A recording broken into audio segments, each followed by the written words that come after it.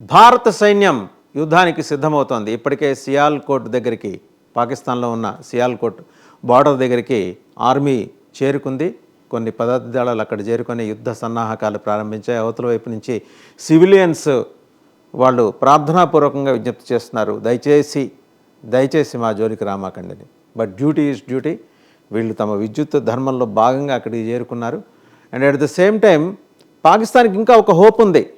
ప్రపంచ దేశాలు మొత్తం ఒకవైపు ఉన్న మా వైపు ఒక 5 ఉగ్రవాద సంస్థలు ఉన్నాయి కదా పెద్దవి, అవి మమ్మల్ని ఈ యుద్ధం నుంచి గట్టెక్కిస్తాయని.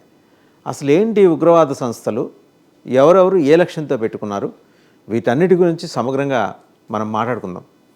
మొన్నటికి మొన్న పహల్గామ్ దాడికి తెగబడిన ది రెసిస్టెన్స్ ఫ్రంట్ పేర్లు మార్చుకున్నారు. జైషే మొహమ్మద్, అలాగే లష్కరే తోయిబా అంటే అవేవో తెలిసిపోతున్నాయి, ఇస్లామిక్ టెర్రరిస్ట్ గ్రూప్స్ అని తెలిసిపోతున్నాయని ఇంగ్లీష్లో సొగసుగా ది రెసిస్టెన్స్ ఫ్రంట్ అని పెట్టుకున్నారు.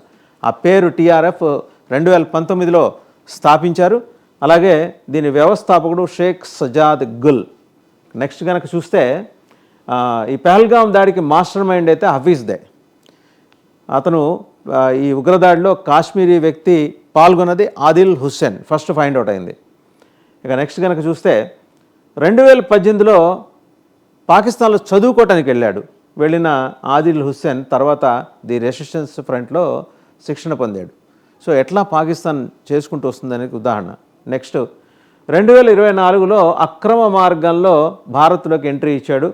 టీఆర్ఎఫ్ టాప్ కమాండర్గా ఆరిఫ్ పనిచేశాడు. నెక్స్ట్ కనుక చూస్తే పహల్గామ్ ఉగ్రదాడిలో సులేమాన్, 2019 నుంచి ఉగ్రదాడులకు దిగుతున్న టీఆర్ఎఫ్. మొత్తం అంటే దాదాపు ఇవాళ నిన్న చరిత్ర అయితే కాదు. నెక్స్ట్ కనుక చూస్తే ఈ ఉగ్రదాడికి మొత్తం కర్త కర్మ క్రియ అంతా హఫీజే. పాక్లో ఉగ్ర శిక్షణ ఇచ్చి మరీ భారత్కి పంపుతున్న లష్కరే తోయిబా. అంటే ఒక రకంగా TRF is nothing but a frontal organisation of Lashkar-e Taiba. Next చూస్తే ఇక ఉగ్రవాద సంస్థ పేరు, అసలు ఇప్పటిదాకా ఈ టీఆర్ఎఫ్ని ప్రమోట్ చేస్తుంది కదా, లష్కరే తోయిబా. 1987లో దాని స్థాపన జరిగింది. హఫీజ్ మొహమ్మద్ సయీద్ అండ్ జాఫర్ ఇక్బాల్ వీళ్ళిద్దరూ దాన్ని స్థాపించారు. ఇందులో హఫీజ్ సయీద్ పేరు ఇప్పుడు బాగా వినిపిస్తోంది. వీళ్ళు భారతదేశం మీద చేసిన దాడులు చూస్తే 2001లో భారత పార్లమెంట్ మీద దాడికి తెగబడ్డారు. సో హఫీజ్ సయీద్ అనేవాడు ఇప్పుడు వాడు కాదు, సిపాయిలు తిరుగుబాటు అప్పడవాడు. అప్పటి నుంచి ఉగ్రవాదంలో ఉన్నాడు, మునిగి తేలుతున్నాడు. 2008లో ముంబై దాడులు, ఇది కూడా మనకు తెలిసిందే. నెక్స్ట్ చూస్తే 2000 డిసెంబర్లో ఎర్రకోట మీద దాడి చేశారు వీళ్ళు. 2005లో ఢిల్లీలో బాంబు దాడులకు తెగబడ్డారు. అసలు వాళ్ళ కాన్స్టెంట్గా వాళ్ళ లక్ష్యం అంతా అంటే ఢిల్లీ బాంబే. నెక్స్ట్ చూస్తే 2007లో హైదరాబాద్లో బాంబు దాడులు, 2010లో పూణే బాంబు దాడి. హైదరాబాద్ బాంబు దాడి గురించి ఇక్కడ చెప్పాలి. దిల్సుఖ్ నగర్లో జరిగిన ఈ బాంబు బ్లాస్ట్ కేసులో ఎంతోమంది పిల్లలు కూడా చనిపోయారు. చాలామంది ఏంటంటే వాళ్ళు రకరకాల అంగవైకల్యంతో వాళ్ళు దే లాస్ట్. చాలా మందికి అయితే ఐసైట్ పోయింది, పాక్షికంగా పోయిన వాళ్ళు ఉన్నారు, పూర్తిగా పోయిన వాళ్ళు ఉన్నారు. అండ్ అంగవైకల్యంతో బాధపడుతూ ఉద్యోగాలకి చదువులకి పనికిరాని ఒక దుర్మార్గమైన దుస్థితిలోకి వెళ్ళిపోయిన వాళ్ళు ఉన్నారు. 2010లో పూణే బాంబు దాడి తర్వాత నెక్స్ట్ చూస్తే వీళ్ళ అంతిమ లక్ష్యం ఏంటి? కాశ్మీర్ని భారతదేశం నుంచి విడదీసి పాకిస్తాన్లో కలపటం. వీళ్ళకి అంటే వీళ్ళ ముందు కనిపిస్తున్న వాళ్ళు వ్యారియర్స్, వీళ్ళ వెనక నడిపిస్తున్నది ఎవరనేది మనకు తెలుస్తూనే ఉంది. Asim Munir army chief, Pakistan army chief, మొన్న ఒక అద్భుతమైన ఉపన్యాసం ఇచ్చేసి దేశ యువతని రెచ్చగొట్టేసి most wanted terrorist of the వరల్డ్గా, ఈవెన్ దావుద్ ఇబ్రహీం కన్నా ఇప్పుడు ఆయన కోసం ఎక్కువ తిరుగులాట మొదలైంది. యూనిఫామ్ వేసుకుని మరి, ఆర్మీ యూనిఫామ్ వేసుకుని మరి టెర్రరిస్ట్గా, మోస్ట్ వాంటెడ్ టెర్రరిస్ట్గా ఎదిగిన ఆయన ఆచూకీ తెలియట్లేదు, కనబట్టలేదు. గూగుల్లో ఎతుకుతున్నారు, గ్రోక్లో ఎతుకుతున్నారు, ఎక్కడా కనిపించట్లా. నెక్స్ట్ చూస్తే జైషే మొహమ్మద్, ఇదొక మరొక ఉగ్రవాద సంస్థ. దీన్ని 2000లో స్థాపించారు. వ్యవస్థాపకుడు మసూద్ అజార్. వీరి ఘనత గురించి ప్రత్యేకంగా చెప్పక్కర్లేదు. వీళ్ళు సాధారణంగా ఏంటంటే వీరి నాయకత్వంలో ఫ్లైట్స్ హైజాక్ చేయటం, ఎక్కువ కిడ్నాపులకు పాల్పడటం, మనిషి నచ్చకపోతే అక్కడెక్కడే చంపేయటం. సరే నెక్స్ట్ చూస్తే 2019లో పుల్వామా దాడి, ఇది చాలా సంచలనం కలిగించిన అంశం ప్రపంచవ్యాప్తంగా. 2001లో భారత పార్లమెంటుపై దాడి, అక్కడ ఏం జరిగిందో అప్పుడు అందరికీ తెలిసిన విషయమే. నెక్స్ట్ 2016లో పఠాన్కోట్ ఎయిర్ బేస్ మీద దాడి చేశారు. ముందరే చెప్పినట్టు మసూద్ అజర్ లక్ష్యం వేరు. అతను ఏంటంటే మూడిట్లో శిక్షణ పొందాడు, జల మార్గంలో కానీ, వాయు మార్గంలో కానీ, రోడ్డు మార్గంలో కానీ ఎక్కడైనా సరే దాడి చేయడంలో అతను శిక్షణ పొందాడు. సో అందుకని ఇట్లాంటి వాటి మీద ఎక్కువ టార్గెట్ చేసి అతన్ని చేస్తూ వస్తున్నది ఎవరంటే యుఎస్ నేవీకి చెందిన సీల్స్. నెక్స్ట్ చూస్తే కాశ్మీర్ను భారతదేశం నుంచి విడదీసి పాకిస్తాన్లో కలపటం. చాలా శ్రమ పడుతున్నారు ఈ మసూద్ అజర్ కావచ్చు, అతను హఫీజ్ సయీద్ కావచ్చు. వీళ్ళ అంతిమ లక్ష్యం కాశ్మీర్ తీసుకెళ్ళి పాకిస్తాన్లో కలపటం. నెక్స్ట్ చూస్తే కనుక ఐసిస్ అనే ఉగ్రవాద సంస్థ 1999లో దీన్ని స్థాపించారు. స్థాపించిన వ్యక్తి టెర్రరిస్ట్ పేరు అబూ ముసబ్ అల్ జర్కావి.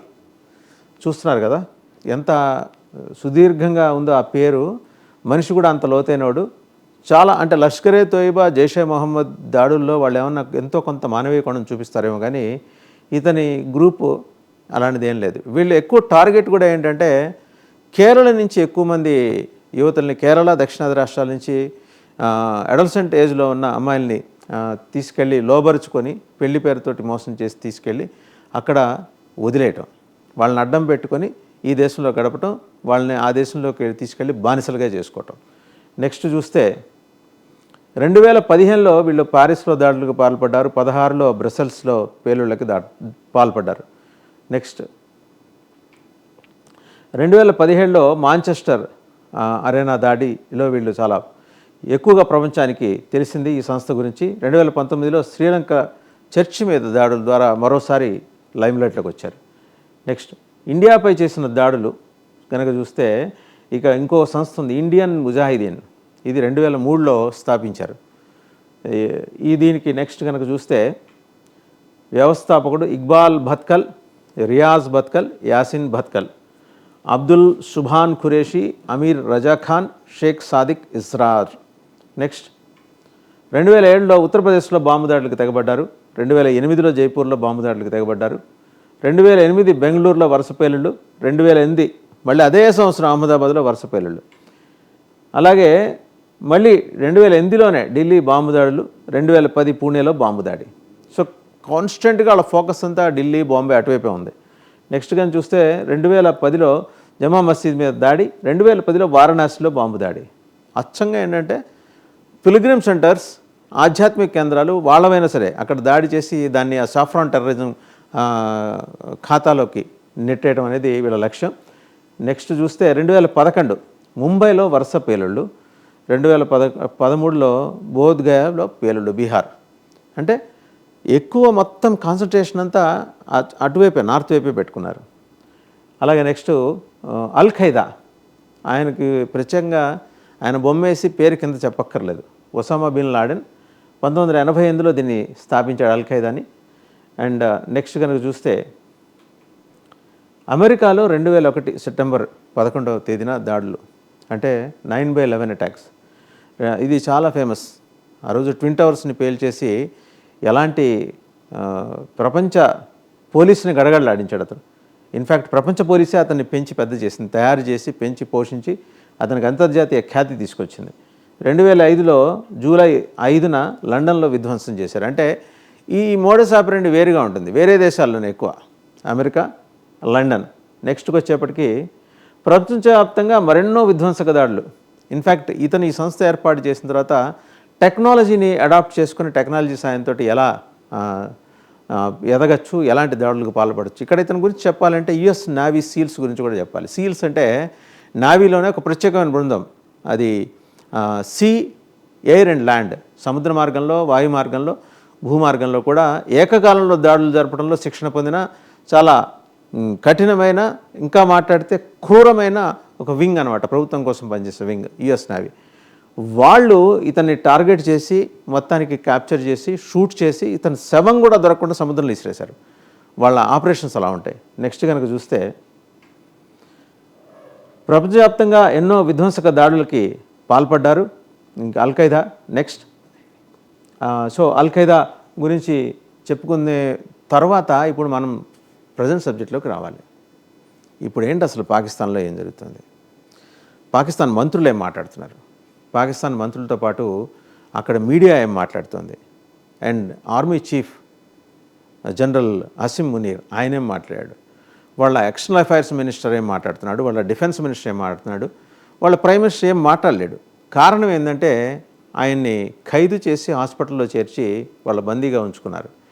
రేపొద్దున అధికారాలు తనకున్న విస్తృత అధికారాలు ఉపయోగించి ఆయన అసలు అవకాశం ఉండదు పాకిస్తాన్లో. ఆర్మీయే అంతిమం, వాళ్ళు చెప్పినట్టే ప్రెసిడెంట్ ప్రైమ్ మినిస్టర్ నడుచుకోవాలి. బట్ ఎక్కడైనా సొంత తెలివితేటలు ఉపయోగించాలని చూస్తే ఇలాగే హాస్పిటల్ పాలు చేసి ఏదో ఒక రోగం అంటగట్టి మంచానికి కట్టేస్తారు. బయట ప్రపంచానికి ఏంటి, ఆయన హాస్పిటల్లో ఉన్నారు బాగోలేదని. వాస్తవంగా జరిగేది ఏంటంటే వీళ్ళు చేసే ప్రతి పనికి ఆయన సంతకం పెట్టించుకుంటూ ఉంటారు. జనరల్ యాహ్యా ఖాన్ దగ్గర నుంచి చూస్తే అయూబ్ ఖాన్ కావచ్చు, నెక్స్ట్ ఆయన జియావుల్ హక్ కావచ్చు, పర్వేజ్ ముషరఫ్, ఎవరైనా ఇంతే చేస్తారు. ప్రజాస్వామ్యం పేరుకే, పాలన మాత్రం కంప్లీట్గా సైన్యమే. మనం 197 దేశాలు ఉన్నాయి చెప్పుకోవాలంటే ప్రపంచంలో.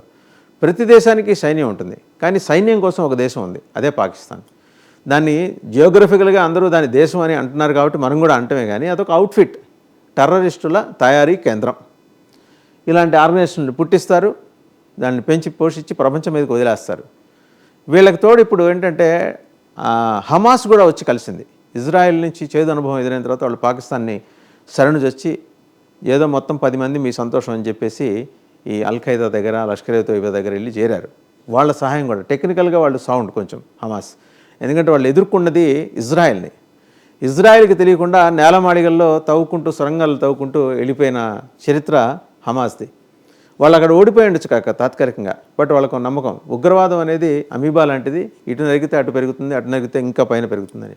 ఆ నమ్మకంతో వాళ్ళు ఈ సంస్థలన్నీ కలిసి వాళ్ళ ప్రత్యేకంగా చేసుకుంటున్న కార్యక్రమం ఏంటంటే పాకిస్తాన్కి యుద్ధ సహకారం అందించడం. ఆ సహకారం అందించడం, ఎందుకంటే పాకిస్తాన్కి ఏ దేశం రావట్లా, చైనా రావట్లా, టర్కీ వెనక్కి తగ్గింది. సో వస్తానన్న ఇద్దరు రాకపోవడంతో పాకిస్తాన్ బెంబేలెత్తింది. అండ్ యాజ్ ఇట్ ఈస్గా పాకిస్తాన్ ప్రస్తుత పరిస్థితి ఏంటంటే వాళ్ళకి 80% ఆయిల్ రిజర్వ్స్ అయిపోయినాయి, 20% వరకే ఉన్నాయి ప్రస్తుతం గ్యాస్ నిల్వలు. వాళ్ళు యుద్ధ ట్యాంకుల్లోకి డీజిల్ పోయించుకోవడానికి కోసం వెళ్తే కనుక హార్డ్లీ వాళ్ళకు వచ్చే ఇప్పుడున్న ప్రస్తుతం ఉన్న ఈ వ్యవస్థలో వాళ్ళకి సరిపోయేది 3 రోజులకు మాత్రమే. 3 రోజులకు సరిపడా సరుకు మాత్రమే ఉంది వాళ్ళకి, ఫ్యూయల్. ఇక మిగిలిన నిత్యావసరాలు వారం రోజులకు ఉన్నాయి. మరోపక్క వాటర్ డిస్ప్యూట్ ఉంది. వాటర్ డిస్ప్యూట్ నేపథ్యంలో prime minister office prime minister యాబ్సెన్స్లో ఒక సర్క్యులర్ జారీ చేసింది 4 రాష్ట్రాలకి, పంజాబ్, సింధ్, ఇలాగే మిగిలిన 2 రాష్ట్రాలు కూడా, బెలూచిస్తాన్ కూడా. మీలో మీరు నీటి సర్దుబాటు చేసుకోండి, మనం ఈ కొత్త కెనాల్స్ అలాగే కొత్త డ్యాములు కట్టే విషయంలో మనం లోగడ తీసుకున్న నిర్ణయాన్ని పునరాలోచించుకోవాలి ప్రస్తుతం ఉన్న యుద్ధ వాతావరణం దృష్ట్యా అని చెప్పేసి. సరే, అదొక పంచాయతీ. ఇప్పుడు అది కాక వాళ్ళని పులి మీద పుట్టలాగడికి వచ్చి పడింది ఏంటంటే వాళ్ళంతా వాళ్ళు తప్పుకున్నారు. దేని నుంచి? సిమ్లా ఒప్పందం నుంచి. సిమ్లా ఒప్పందంలో ఏం చేసుకున్నారు? భారతదేశం నుంచి 13,500 కిలోమీటర్ల భూభాగం తీసుకున్నారు. ఒప్పందం నుంచి వాళ్ళు తప్పుకున్నారు కాబట్టి ఆ భూభాగం మనకు వచ్చేయాలి. అంటే లాహోర్ వరకు మనదే, అది చాలా క్లియర్. పిఓకే మనదే. కానీ అక్కడున్న న్యూసెన్స్ ఎలిమెంట్స్ కూడా మనవే అయి కూర్చుంటాయి. ఇప్పుడున్నది చాలక ఈ వ్యవహారం, ఈ విధ్వంసం చాలక ఇప్పుడు కొత్త వాళ్ళని కూడా అడ్రస్ చేయాలి. అండ్ రెండోది, ఒక రిలీజియన్కి కన్ఫైన్ అయిపోయి చాలా మూర్ఖంగా దాని ప్రకారమే వెళ్ళే వాళ్ళ మైండ్ సెట్ని మార్చడం అంత తేలిక కాదు. ఇండియన్ ముస్లిమ్స్ అంటే కొద్దిగా సెక్యులర్ అట్మాస్ఫియర్లో పెరిగారు కాబట్టి వాళ్ళకి అంత ఛాందస భావజాలం ఉండదు. మతం మీద నమ్మకం ఉండటం వేరు, ఛాందస భావజాలం ఉండటం వేరు. సో ఇప్పుడు ఏంటి, ఇలాంటి వాళ్ళందరినీ తయారు చేసి దేశం మీదకి వదులుతారు. వదిలేప్పుడు వాళ్ళకి ఇచ్చే ఫస్ట్ శిక్షణ ఏంటంటే కఠోరమైన శిక్షణ ఉగ్రవాదులకి. మీరు ఎట్టి పరిస్థితుల్లో విప్పకూడదు. వారం రోజులు మీకు మంచినీళ్ళు, ఫుడ్ లేకపోయినా మీరు సర్వే కావాలి. మీరు దాన్ని తగ్గట్టుగా బాడీని మీరు ప్రిపేర్ చేసుకోవాలి, బాడీ కాన్స్టిట్యూషన్ అంతా మార్చుకోవాలి. అది వాళ్ళకి చెప్పేది. ఇది కాక ఇప్పుడు నిన్న మొన్న జరిగిన డెవలప్మెంట్స్ చూస్తుంటే పాకిస్తాన్ మంత్రి ఆయన అత్తావుల్లా తరార్ ఆయన ఏం మాట్లాడాడంటే ప్రైమ్ మినిస్టర్ని ఉద్దేశించి, అయ్యా మీరు రెడీ అయిపోతున్నారు నరేంద్ర మోడీ గారి నుంచి, మేము పిల్లా జల్లా గెలవాళ్ళం, ఏదో మమ్మల్ని వదిలిపెట్టేయండి, ఎప్పుడు ఇంక మీ జోలికి రామ్, బుద్ధి అయిపోయిందని వేడుకుంటున్న పరిస్థితి. ఓపెన్గా వీడియోలోనే ఆయన వేడుకుంటున్నాడు. ఇంకొక ఆయన అబ్బాస్ అని రైల్వే మినిస్టర్ ఉన్నాడు. ఏంటి మిమ్మల్ని వేడుకునేది, మా దగ్గర 130 అణుబాంబులు ఉన్నాయి, ఒక్కొక్కటి ఒక్కో లక్షం వైపు గురిపెట్టి ఉన్నాయి, చాలా సీక్రెట్ ప్లేసెస్లో ఉన్నాయి, మేము మీకు చెప్పమని. నిన్ను ఎవడు అడిగాడు సీక్రెట్ ప్లేస్లో ఉన్నాయి? అణుబాంబులు అనేవి లౌకికంగా, అణుబాంబులు అనేవి చాలా స్ట్రాటజికల్గా, వ్యూహాత్మకంగా ఇంపార్టెంట్ ప్లేసెస్లోనే పెడతారు. నువ్వు చెప్పకపోయినా మా రాడార్లు చెప్పేశాయి ఎక్కడున్నాయో అబ్బాసి. ఇంకొక ఆయన వస్తాడు రక్షణ మంత్రి, ఆయన ఖవాద్ ఆసిఫ్. ఆయనే ఉంటాడు, ఈ దరిద్రం ఈ చండాలు మేము 30 ఏళ్ళ నుంచి చేస్తున్నాం, ఇవాళ కొత్త ఏం కాదు కదా అని.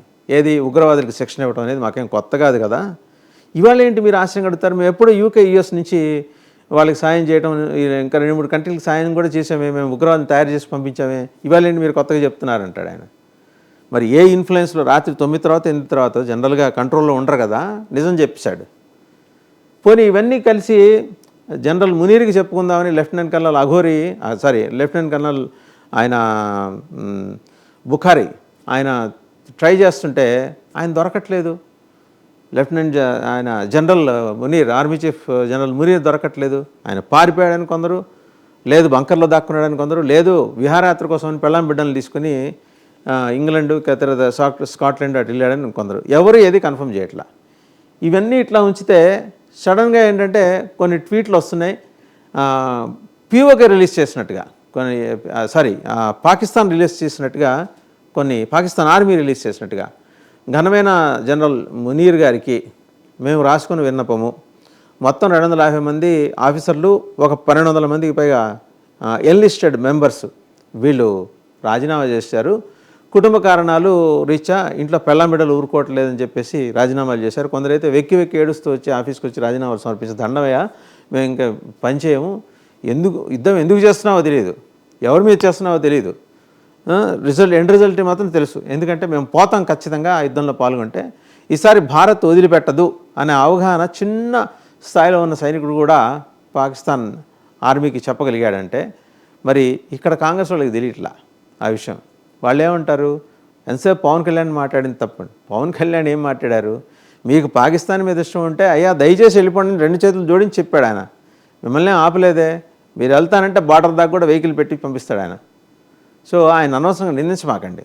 మీకు ఆ కమిట్మెంటు, మీకు దేశం పట్ల ఆ శ్రద్ధ భావన అవన్నీ ఉంటే మీరు సవ్యంగా మాట్లాడతారు.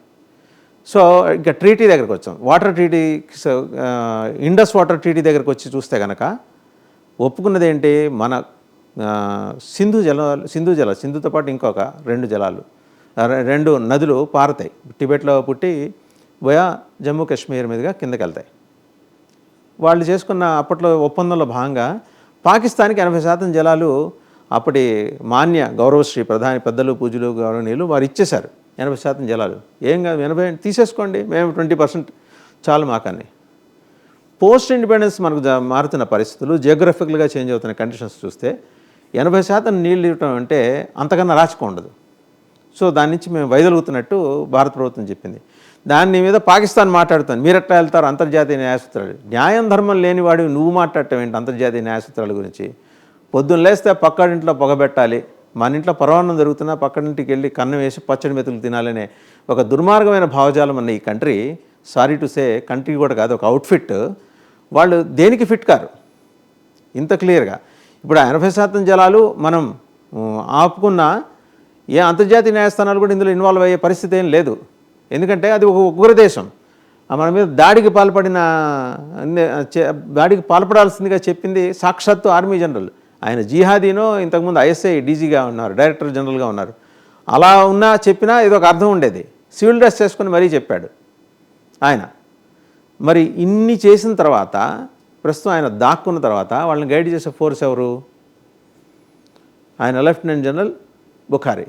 ఆయన ఏంటంటే కంప్లీట్గా కంట్రోల్ తీసుకున్నాడు. ఇప్పుడు ఆయన నాయకత్వాన్ని అంగీకరించడానికి కూడా పాక్ ఆర్మీ ఒప్పుకోవట్లా. సో పాక్ ఆర్మీలో అంతర్యుద్ధం, పాకిస్తాన్లో అంతర్యుద్ధం, 2 వేరండి. ఆర్మీలో అంతర్యుద్ధం జరుగుతుంది, కుమ్ములాట, నువ్వు జనరలా నేను జనరలా అని. ఏ క్షణంలో ఏం జరుగుతుందో తెలియదు. మరోపక్క భారతదేశం నుంచి యుద్ధ ట్యాంకులు వచ్చేస్తున్నాయి. మనం కరెక్ట్గా ఒక యుద్ధ ట్యాంక్కి సరిపడా ఫ్యూయల్ కూడా మన దగ్గర లేనప్పుడు, ఎందుకంటే రోజుల తరబడి సాగే పోరాటం ఇది, ఓవర్ నైట్ టైం అయిపోదు. మీరేదో ధ్వంసం చేయాలని చూస్తారు, యువతల నుంచి భారత్ కూడా ధ్వంసం చేయాలని చూస్తుంది. ఇలాంటి రకరకాల పెచ్చవేషాలని మీ వైపు నుంచి ఎక్కువగా ఇనిషియేట్ చేస్తారు. కానీ భారత్ సంయమనం పాటించి అదును చూసి ఎక్కడ దెబ్బ కొట్టాలో అక్కడ కొడుతుంది. ఓవరాల్ పిక్చర్లో మీరు సిమ్లా అగ్రిమెంట్ ప్రకారం మీరు 13,500 ఎకరాలు పాకిస్తాన్ వెనక్కి ఇచ్చేయాలి, అంటే అప్ టు లాహోర్ ఇచ్చేయాలి.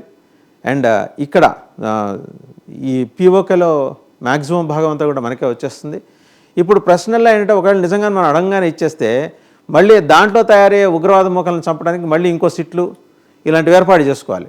సరే, ఎనీహో దొరికినట్టు వేసేస్తే న్యూసెన్స్ ఉండదు, అట్లీస్ట్ ఫర్ సమ్ టైం. ఇది ఒక ఇందాక చెప్పా కదండి, ఒక అమీబా లాంటిది ఉగ్రవాదం. ఒక చోట నరిగితే ఇంకో చోట పెరుగుతుంది. అదేం సిగ్గుపడదు, మొహమాటపడదు. సో మనకి అమీబాలు కావాలా, ఖచ్చితంగా మనం ప్రశాంతంగా జీవనం సాగించాలని కోరుకోవాలా అంటే అలా కోరుకునే పని అయితే నరేంద్ర మోడీ గారి నాయకత్వం స్పష్టంగా చెప్పింది. వాళ్ళకి ఇవ్వాల్సిందంతా ఇచ్చింది, ఇవ్వటానికి ఎక్కువే ఇచ్చింది. ప్రత్యేకంగా ఏంటంటే వాళ్ళకి చేస్తూ వస్తున్న సహాయాన్ని వాళ్ళు మర్చిపోతూ వస్తున్నారు. ఈ ఓవరాల్గా ఈ 5 ఉగ్రవాద సంస్థలు ఎంతగా వచ్చి పాకిస్తాన్కి సహాయపడినా ఒక్క రోజు బ్యాటిల్ కూడా గెలిచే పరిస్థితి లేదు. అనైతిక మార్గాలు ఎంచుకుంటారు వాళ్ళు. ఖచ్చితంగా అనైతిక మార్గాల ద్వారా ఎంట్రీ తీసుకునే వ్యక్తుల్ని ఇచ్చే సంస్థల్ని ఇవాళ మానిటర్ చేయడం మొదలెట్టాలి. ఇప్పటికే సగం జల్లెడ పట్టింది కేంద్ర ప్రభుత్వం వెస్ట్ బెంగాల్లో అటు ఇటు. సో ఈ అనాధికృత ఎంట్రీలన్నింటినీ ఆపేయటానికి కావాల్సినంత సమాయత్తం చేసుకున్నారు. డోర్స్ క్లోజ్ అయినాయి. వార్ మొదలైన తర్వాత సమాధానం వార్లోనే దొరుకుతుంది. సో ఇదండి ఉగ్రవాద సంస్థలు, వాటి వ్యవస్థలు, వాటిని స్థాపించిన వాళ్ళు, వాళ్ళ కార్యకలాపాలు. అండ్ వీటిలో అదనంగా మనం చెప్పుకున్నది ఏంటంటే ఐసిస్తో పాటు హమాస్ ఈ నలుగురికి జేజమ్మ లాంటిది. అది వాళ్ళు they were trained in such a manner to live for at least 1 month without having food and water. అంతటి కఠినమైన ట్రైనింగ్ తీసుకున్న వాళ్ళు హమాస్ వాళ్ళు వచ్చి వీళ్ళతో చేతులు కలిపారు. ఆ లీడర్లు చనిపోయినా వాళ్ళ ఫాలోయర్స్ ఈ సంస్థల్ని నడిపిస్తున్నారు. కాబట్టి జనం అప్రమత్తంగా ఉండాలి. మోదీ గారు ఉన్నారు, మనకి ధైర్యమే. మోదీ గారి సైన్యం పనిచేస్తుంది, ధైర్యమే. బట్ ఎల్లవేళలా ఏంటంటే మనం కనిపెట్టుకొని ఉండాలి. అది ఈ వార్కి ముందస్తు హెచ్చరిక.